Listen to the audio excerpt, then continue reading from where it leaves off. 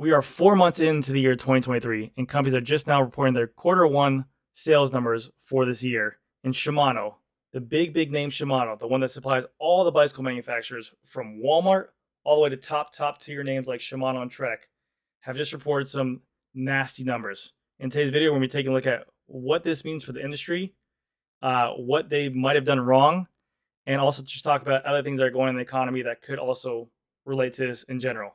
But there are some pretty crazy numbers in here, and also what they predicted for this, and they went back and revised it. So hopefully you guys strap in. We'll talk about this in the video, and yeah, hopefully you guys enjoy. All right, so this is off a bicycle retailer, and here we have what looks to be an article. Shimano bike-related sales fall 17%.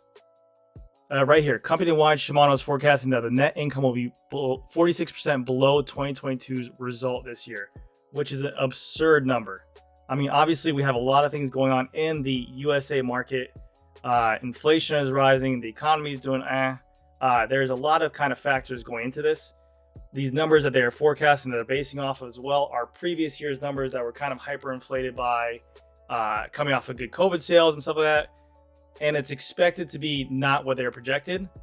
But man, you're seeing a lot of big name bike manufacturers, companies that make these bike manufacturers like Trek, Pinarello, Specialized, maybe not ordering as much because it's not like bicycle stores that are driving this. It's not like my shop that's not ordering enough Shimano. It's these big name bicycle retailer or manufacturers like a Cannondale, like a Pinarello, like a Trek that place these orders for these complete bikes. And maybe they're saying, hey, we don't have the spare cash, or hey, maybe we're not having as many sales as you guys thought either. We don't need this many bikes. So yeah, it's pretty crazy. So right here, Shimano's first quarter net income in the bike division fell 16.8% from last year, while its operating income in the segment was down 31.8% after issuing a negative forecast for the full year performance at the end of its fiscal year. Shimano again revised forecasts for ordinary income and net income for the first half of this year. So literally, they issued a negative forecast for the full year coming up, and they went back after this quarter and they're like, hey, we have to revise it again. I think it's going to get worse. In the bike segment, net sales were 98,298 million yen, 730 million in the quarter. The company says optimistic about the long-term prospects of the bike market, but current conditions are unfavorable. Now again, this is expected. We're not going to see us operating like we were in COVID. Those numbers were crazy. Even I have dealers or vendors coming to us saying, hey, your last year numbers were great. This month you did this. This year you did this. This quarter you did this. Let's see some growth. Let's see 10% or whatever it is. And we just say that's non-existent. You know, we're being level with them. We're being reasonable with them. We go, those numbers that you're seeing from last year aren't what you should project us off of. We usually say, look at our 2019 numbers because this is just realistic. And if these companies are in this phase where they literally think that they need more orders or they need to order off this, then that's a bad recipe for people going out of business. If they're literally just looking at like, hey, you need growth, and they're not toning back their orders or anything like that and kind of adjusting to the current market, you need to have someone in your team saying, hey, maybe we should slow down the ordering. Maybe we should relook at our inventory, and really someone to speak up to tell you that, because it's crazy. Although the strong interest in bicycle cooled as progress was made towards the recovery of pre-COVID-19 days, day-to-day routine, interest in bicycles continued to be a long-term trend. On the other hand, concerns about economic recessions, including rapidly rising inflation, which is huge, led to a slowdown in sales in completed bicycles. So even that, like I mentioned before, even in our industry, in our South Florida market where we have Miami, Boca Raton, stuff like that, inflation is real. I live in Boca Raton. I work as a bicycle salesman. I don't make these high number executive jobs, CEO jobs. Gas prices are expensive, but we know that. But just everyday bills, grocery, my FP, my power bill has gone up, skyrocketed 2x. Groceries has went up 3x. Water bill has went up. Mortgage rates have gone up. Everything around us is going up. So obviously, like anyone knows, I mean, I'm sure we're all feeling a squeeze. Whereas the pandemic time, we were having less things to spend money on, more money in our pocket, getting money from the government, and we wanted to spend on whatever. Now, the fact of us having much tighter tolerances in terms of spending, we are definitely toning down what we want to spend on a bike, and maybe even looking at the bike as a non-necessity item, unless it really considers your health and stuff like that. Market inventory is generally reading the highly, but this is crazy to me. This right here is really crazy, and then we'll talk about what I think also can play into this market, because I really want to get into that, like China components, what they're selling. I really think it's taken away from Shimano and also SRAM, but we'll talk about it in a second. But these quotes right here: overseas in the European market, interest in bicycles continue to be high. Retail sales of completed bikes, especially e-bikes, was solid. Market inventories generally remained at high levels, although some high-end models were in short supply. So short supply, high-end stuff, it's still kind of here as well.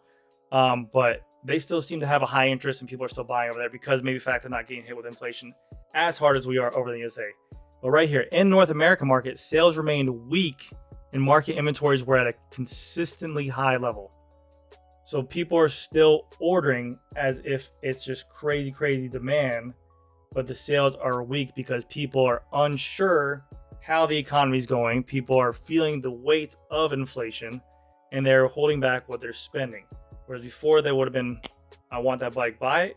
Now it's like, mortgage is coming up. This could be a couple extra payments, whatever it's going to be. But it's crazy to see the different markets, how they are.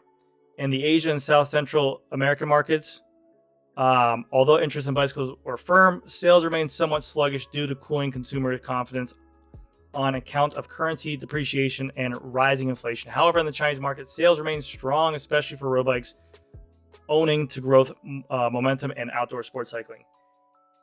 And a lot of people in the industry always said this to me as well.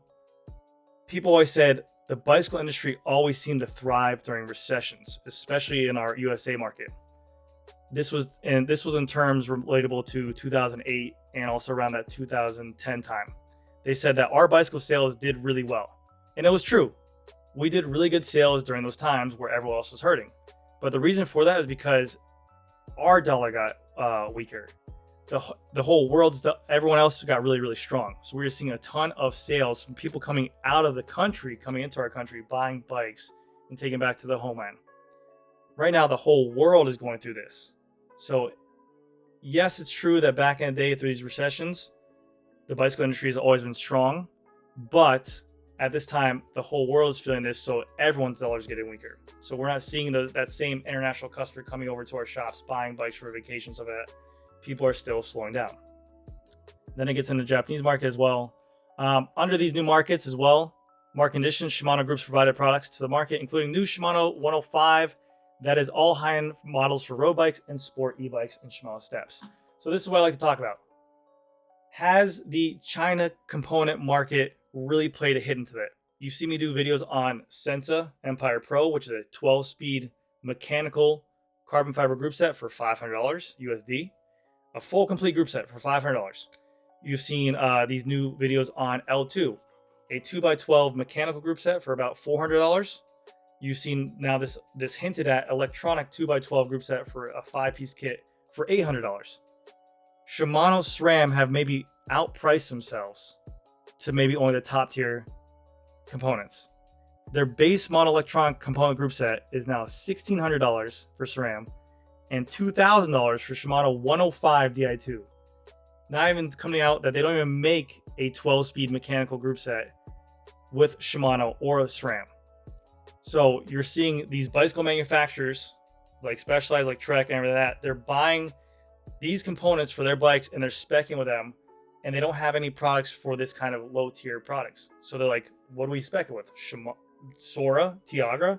No, there is this missing for this. There is this void missing for this 12-speed mechanical group set. Bicycle manufacturers are not going to be making 2024 models, Tarmac SO6 or Imandas or Madones, with a 11-speed 105 mechanical group set. And even that price point of that bike used to be $2,500, $3,000, which I still do have those customers walk in daily, but we won't see that. We're not going to see that bike anymore. It's now starting at $5,500, or you get a $2,000 alloy bike. I really do think that this market of this Chinese group set and all these other group sets that are coming out here, these third-party group sets, you have TRP, you have Rotor, you have all these other group sets, FSA, you have these other people coming into the industry and starting to put pressure on this big name company, taking away from their sales, taking away what used to be this pride and joy of like Shimano 105 trumps everything. It's a people's group set. Now you're seeing people starting to be like, I'm going to venture out to that. So I think this is also hurting their sales. Not by this crazy number that we're seeing, because it's a massive number to sway, but it's crazy. Shimano company wide sales fell 12.5%, fishing, bicycle, everything like that. And then also another little fun fact for you guys. Oh, wait, hold on a second. Yeah, another little tidbit of information, or a reason why, like I mentioned before, just touch base on this. Reason why I think that Shimano is just obviously not doing this. Vendors do not have the cash in hand. They cash to order heavy with higher interest rates. So these vendors before, again, bicycle manufacturers, Candle, Trek, Specialized, everyone, they used to place these massive orders. They used to have cash in hand. Now you see them have all this inventory that these dealers are either cutting back, shortening their orders, saying we can't take this order in because we'll go out of business. So the manufacturers take these bikes back. They're housing these bikes now. They have all their money tied up to actual physical inventory. They don't have the cash they have, so that's why you're seeing these massive sales. Trek has a massive sale. Specialized has a massive sale. Pinarello has a massive sale of their prints. Cannondale has massive sales on this. You're seeing every single bicycle retailer out there do massive sales to go ahead and move some of this inventory to liquidate cash, to get back to that manufacturer to go ahead and do orders for new bikes, because they don't want to keep these old bikes around. And there was a demand for these bikes at the time when I used to put in orders from halfway through the year, but these bikes that we ordered in 2022 or 2021 are starting to show up now. And the demand for when we had them there are showing up now, and we're saying, hey, we don't need them anymore, and they have to take them back. So crazy time. This was a crazy number for me. I figured I'd go ahead and show it off to you guys.